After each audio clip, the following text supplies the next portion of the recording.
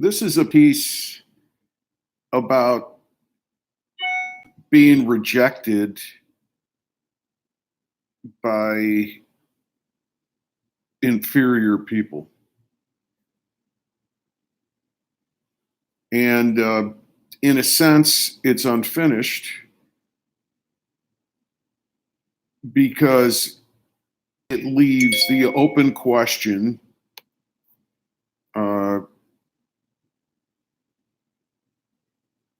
how do you practically make art work without inferior people?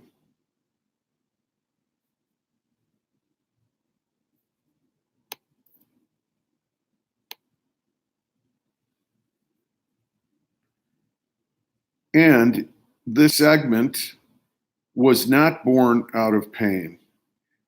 I usually am annoyed or angry or sad or distraught or irritated or disturbed or some other emotion, which is often mischaracterized as negative or dark when I begin writing, and usually feel happy and satisfied when I finish. I felt happy all the way through on this one. I enjoyed all of it, the dark and the white meat. Strangely, I didn't feel those so-called negative emotions after writing this piece, but I did feel more, I felt like it was unfinished. I felt like there's more. So this segment is they're all transitional segments, but this is a transitional segment. This is a segment that's setting up more to come. They're all like that, but I feel that more strongly with this one than I usually do. 12/5/19. The great and the ignorant, parentheses, I am great, period, end of parentheses. Forget talent, forget intelligence. Character is the most important thing. Ignorance is a matter of character, not IQ. Unintelligent people can be great. Talentless people can be great. Anyone can be great, and anyone can be ignorant. The ranking member of the House Judiciary Committee, a Republican from North Georgia, his name escapes me, and I'm not going to bother to look it up because I don't give a shit, said in his opening statement at the impeachment inquiry hearing yesterday that the law professor witnesses who sat before him offered nothing to aid in the determination of whether Trump, parentheses, I'd like to forget his name, but no one can, end of parentheses, should be impeached. He said there was no way that the professors had a chance to familiarize themselves with the voluminous, parentheses, he didn't use that word, he can't be bothered with highfalutin things like vocabulary, end of parentheses, with the voluminous record of the impeachment inquiry, the ignorant bum said. They couldn't possibly, the law professors, couldn't possibly master the facts of the case. This pissed off a lady law professor no end, parentheses. I'm not going to use her name either. I think she's great, but she's not a hero of mine. I don't have heroes. I don't look up to people. I'm great too. I chose to be great a long time ago. I'm not impressed that she's a professor at Stanford or that she's testifying before Congress. I identify with her greatness. I like her because she is like me, end of parentheses. Greatness is a choice. The pissed off lady law professor said that she was insulted by what the ranking member said. She read all of the reports. She read all of the transcripts. She said she wouldn't speak about a matter until she had thoroughly learned all that she could know about it. The Republican from North Georgia is, parentheses, as previously mentioned, end of parentheses, a bum. He has never worked a day in his life. Work is not running for office or marketing or making connections or building a career. Work is passion and exertion. You care enough about something to become great at it. Those last two sentences would be news to the North Georgia bum. He's too busy being jealous and feeling victimized because he never got a chance to go to Stanford Law School. So he bullshitted and bullied his way to a powerful position on the House Judiciary Committee and never bothered to learn a fucking thing about the law. None of this is about Stanford or North Georgia. All of this talk about cultural differences, red and blue, is a lot of hooey. All of this envy and resentment is a dodge to get out of work. The North Georgia bum is qualified to do nothing more taxing than being a heckler in a comedy club. The bum said another notably ignorant thing, parentheses, I'll restrict myself to what I remember of his comments. Everything out of his mouth was mean and stupid, and he was the most impressive Republican on the committee, their leader, end of parentheses. The bum said that no one can say what the founding fathers were thinking at the time of the writing of the Constitution. That's a large part of what constitutional law scholars do. It's often not even that hard. The founders wrote about every decision that they made. They wrote a lot, letters, journals, essays. The bum never heard of the Federalist Papers, obviously. He didn't know that records were kept of discussions at the Constitutional Convention. We know a lot about what the founding fathers were thinking, a fucking lot. The founders were writers, talkers, and thinkers. They didn't wing it. They knew the difference between hashing something out, arguing, brainstorming, and working to the completion of a finished product. The founders were great. They knew how to work. They were creating something big, and creating something big requires, parentheses, repeat, end of parentheses, passion and exertion. Work. They weren't like the North Georgia bum who specializes in coming up with whatever bullshit that he can ad lib in the moment that he thinks can help him maintain the upper hand. Parentheses, repeat, end of parentheses. Ignorance is not a matter of talent or intelligence. It's a matter of character. The ignorant can't deny one thing that they fully understand, something that they were born knowing. The ignorant know what greatness is. We all know what greatness is the moment we leave the womb. A large part of American history and my life story has been a frustrating argument, what is right versus ignorant bullshit. The great have complicity with ignorance when we compromise with it, which we have done far too often. The founders wrote a constitution that originally said that a black person was 3/5 of a person. They knew that was ignorant bum bullshit, but they thought they had to compromise to get things started.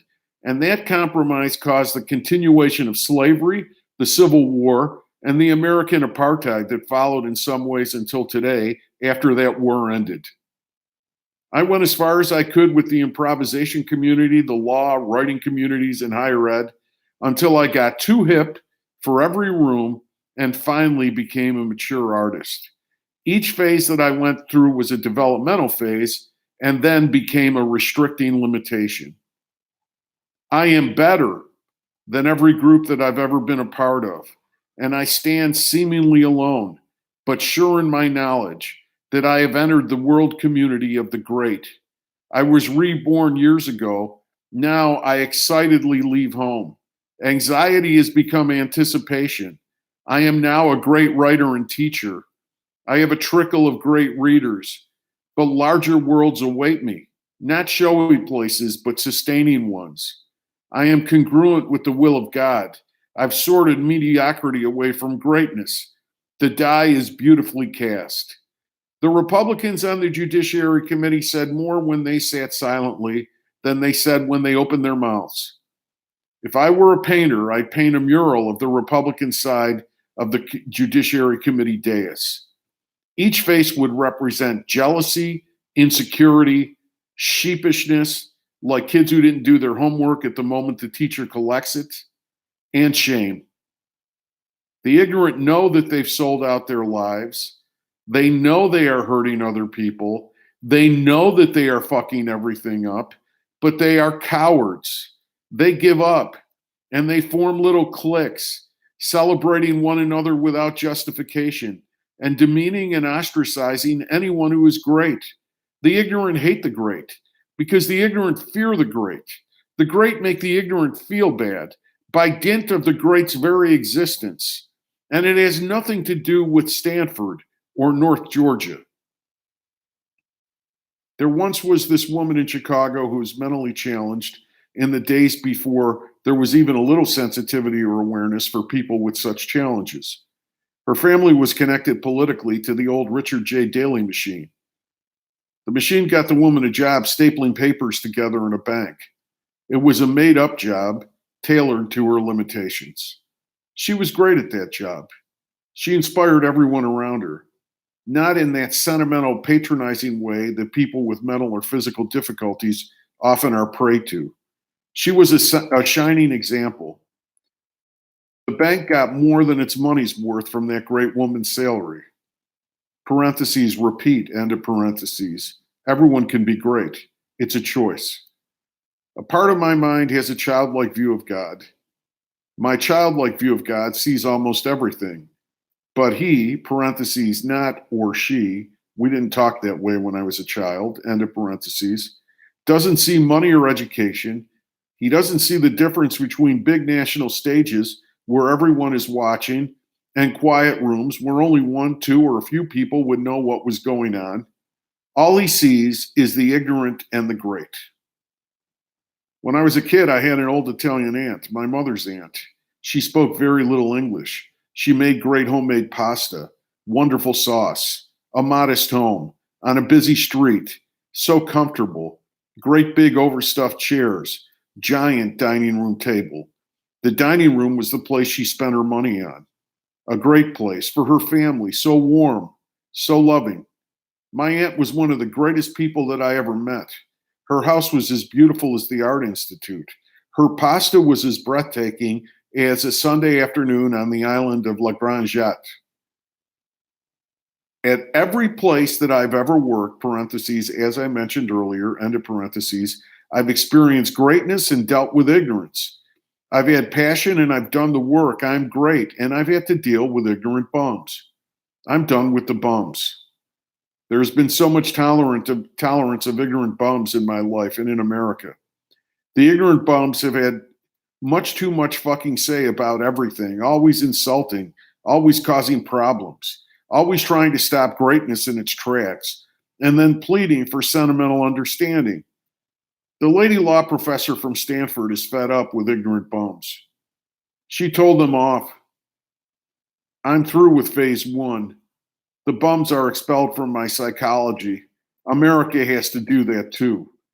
This won't be over when Trump leaves office. The cowards are taking too much from us. Phase two is ignoring the bums. You might say, well, Rick, you're writing about them. You're hardly ignoring them. But it's different. They don't upset me. I'm doing what I do, which is phase three, unfettered creation in spite of the bums. The bums disappear. We have to create an America and we have to create our own lives. Without them, they aren't Americans. There is no, quote, working with them in Congress or for one's livelihood. They don't know how to work. They can't be friends or social connections. They are incapable of friendship or connection. Parentheses, repeat, end of parentheses. If I were a painter, I'd paint a mural of the Republican side of the Judiciary Committee dais. Each face would represent jealousy, insecurity, sheepishness, parentheses, like kids who didn't do their homework at the moment the teacher collects it, end of parentheses, and shame. Make America Great Again is ironically a slogan used by ignorant bums. Parentheses, ignorant bums aren't only Republican, many pose as being quite liberal. One needs a sophisticated ignorant bum detector to identify ignorant bum radiation. I've known ignorant bum improvisers, lawyers, academics, writers, neighbors, false friends, end of parentheses. Family members who betray the family, parentheses. I could give personal examples, but I'd rather not. Here's a public one. Dr. Blasey Ford's father told his country club buddy, Brett Kavanaugh's father, that he was glad, quote, Brett got on the court, end of quote. What kind of father does that in those circumstances? End of parentheses. Anywhere where envious cowards amass in a clique and attack great people is the region of the ignorant bums. Enemies of progress, justice, excellence, and joy, clinging to their pathetic status, in a pecking order of mediocrity. America is great. America is too good for them. I'm great. I'm too good for them. Way too good for them. I'm better than ignorant bums. Better person, better improviser, better lawyer, better teacher, better at friendship, better at familial love, better citizen.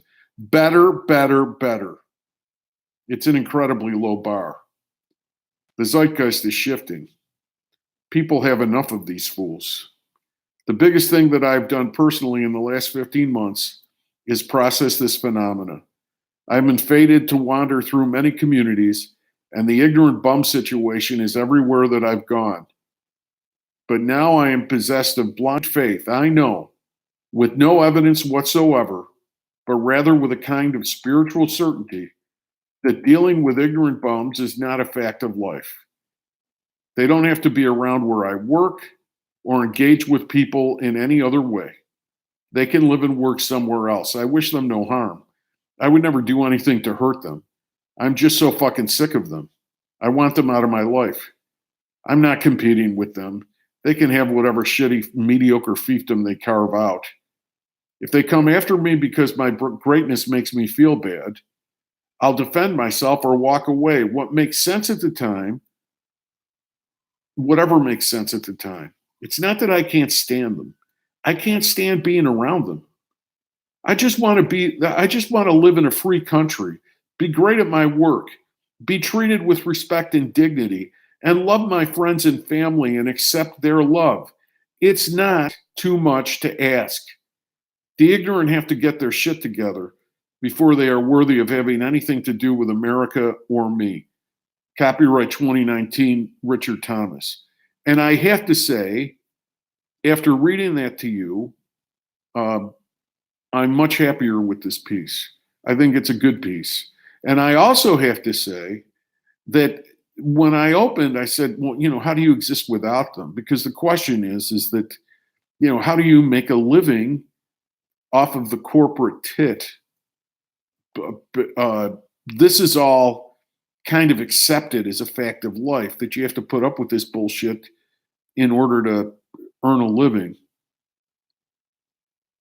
I know deep in my heart that you don't, but I really don't know how to do it. Like right now, I'm living on savings. I still have a pretty good nest egg,